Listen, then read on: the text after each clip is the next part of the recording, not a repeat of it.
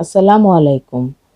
আর ২ দিন বাকি শবে বরাতের। তাই আমি আজকে আপনাদের জন্য নিয়ে এসেছি খুবই সহজ ও সিম্পল একটি রেসিপি, বুটের ডালের হালুয়া।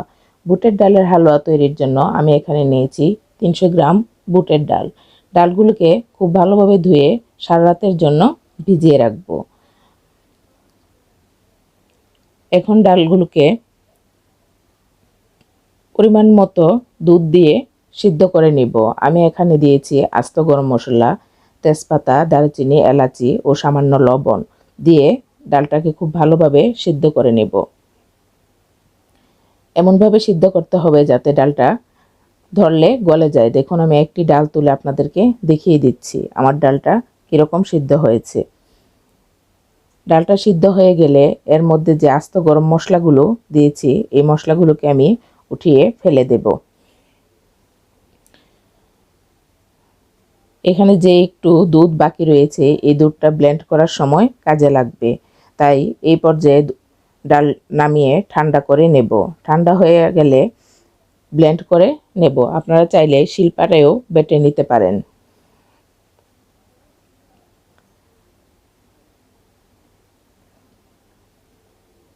দেখুন, আমি ডালগুলোকে ব্লেন্ড করে নিয়েছি। অবশ্যই খুব মিহি করে ব্লেন্ড করতে হবে যাতে ডালের কোনো দানা না থাকে। এখন চুলায় একটি প্যান বসিয়ে আমি এখানে দিয়ে দিচ্ছি হাফ কাপ ঘি। ঘিটা গলে আসলে এখন এর মধ্যে আগে থেকে ব্লেন্ড করা ডালগুলো দিয়ে দেব।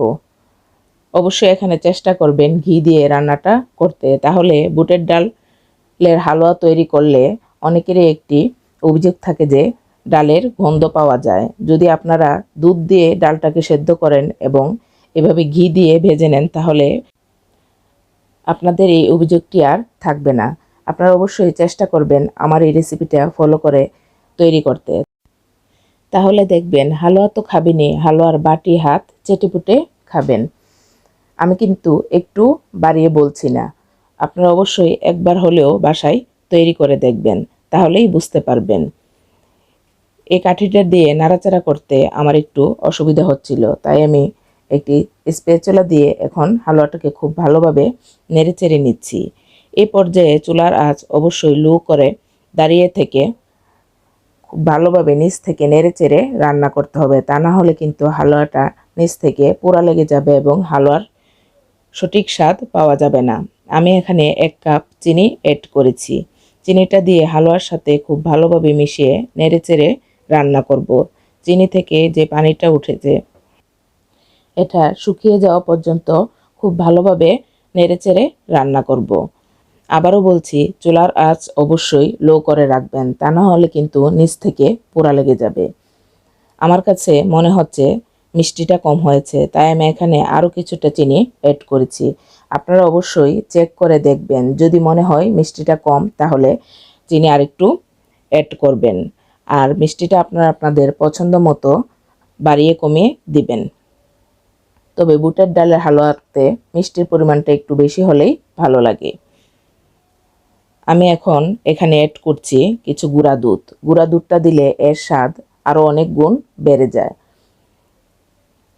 আমি যেভাবে ধাপে ধাপে সবগুলো উপকরণ মিশিয়ে নিচ্ছি, আপনারাও কিন্তু একবারে অ্যাড না করে এভাবে ধাপে ধাপে অ্যাড করবেন। চিনিটা দেওয়ার পর যখন চিনির পানিটা শুকিয়ে আসবে, তখন এর মধ্যে অ্যাড করবেন গুঁড়া দুধ। গুঁড়া দুধটা দিয়ে হালুয়াটাকে আরও কিছুক্ষণ নেড়েচেড়ে রান্না করব। এরপর এর মধ্যে অ্যাড করছি হাফ চা চামচ এলাচির গুঁড়া। এলাচের গুঁড়াটা দিয়ে আবারও হালুয়ার সাথে খুব ভালোভাবে নেড়েচেড়ে মিশিয়ে দিয়ে আরও কিছুক্ষণ রান্না করব। এটা হালুয়াটাকে কিন্তু অনবরত নাড়তে হবে। আপনারা দেখে নিশ্চয়ই বুঝতে পারছেন আমি কিভাবে করছি। এখন এর মধ্যে অ্যাড করছি কিছু কিশমিশ। কিশমিশগুলো দিয়ে হালুয়ার সাথে আবারও নেড়েচেড়ে রান্না করব আরও কিছুক্ষণ। শেষ দিকে আমি এখানে দিয়ে দিচ্ছি 2 টেবিল চামচ ঘি। অবশ্যই শেষ দিকে এই ঘিটা দিতে চেষ্টা করবেন, তাহলে এর ফ্লেভারটা খুব ভালো আসে। কিশমিশ ও ঘি দিয়ে আরও কিছুক্ষণ রান্না করে হালুয়াটাকে নামিয়ে নিব। যখন দেখবেন হালুয়াটা প্যান থেকে উঠে উঠে আসছে, তখন বুঝতে হবে হালুয়াটা হয়ে এসেছে। আর আপনাদের যদি বুঝতে অসুবিধা হয় তাহলে হাতের মধ্যে নিয়ে একটু গোল করে দেখবেন। যদি দেখেন খুব সহজেই গোল হয়ে গেছে তাহলে বুঝতে হবে হালুয়াটা হয়ে গেছে। দেখুন হালুয়াটা কিন্তু প্যান থেকে উঠে আসছে, প্যানে আর লেগে নেই, এর মানে হালুয়াটা তৈরি হয়ে গেছে। আমি এখন একটি ট্রেতে হাত দিয়ে কিছুটা ঘি লাগিয়ে নিচ্ছি। এই ট্রের মধ্যে আমি হালুয়াটাকে সেট করব।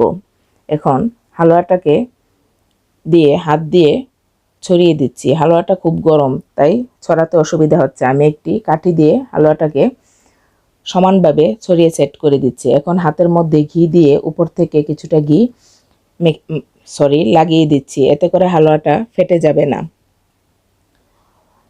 অপেক্ষা করব হালুয়াটা ঠান্ডা হওয়া পর্যন্ত। হালুয়াটা একটু ঠান্ডা হয়ে আসলে এখন কেটে আমি আপনাদেরকে দেখিয়ে দিচ্ছি কেমন হয়েছে। এই হালুয়াটাকে অবশ্যই পুরোপুরি ঠান্ডা করে নেবেন না, কুসুম গরম হয়ে আসলে এটাকে কেটে নেবেন। আমি হালুয়ার উপরে কিছু কাঠবাদাম কুচি দিয়ে সাজিয়ে দিয়েছি। সাজানোটা আপনাদের পছন্দ মতো সাজিয়ে নিতে পারবেন। এই তো তৈরি হয়ে গেল দারুণ মজার বুটের ডালের হালুয়া। আমি নীলুফা, আপনারা এতক্ষণ দেখছিলেন নীলুফা শখের রান্নাঘর। যারা এখনও আমার চ্যানেলটিকে সাবস্ক্রাইব করেননি প্লিজ সাবস্ক্রাইব করে পাশে থাকা বেল আইকনটি ক্লিক করে রাখবেন।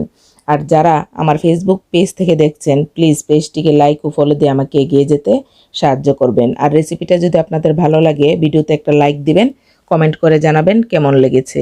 আজ এই পর্যন্তই।